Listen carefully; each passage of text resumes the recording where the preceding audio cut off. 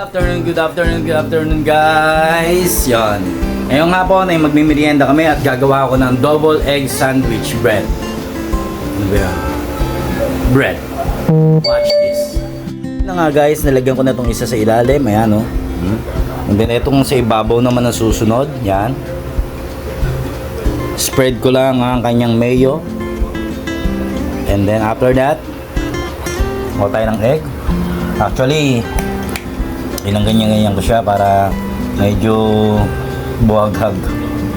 And then, lalagyan natin dyan. Ayan. See that? Ayan. Ayan. So, spread lang yan para ayan, para maraming malagyan. O, diba? And then, lagay ulit tayo ng ketchup. This is a banana ketchup. And then, lagay na natin to for the final touch. Tcharan! So, yun na.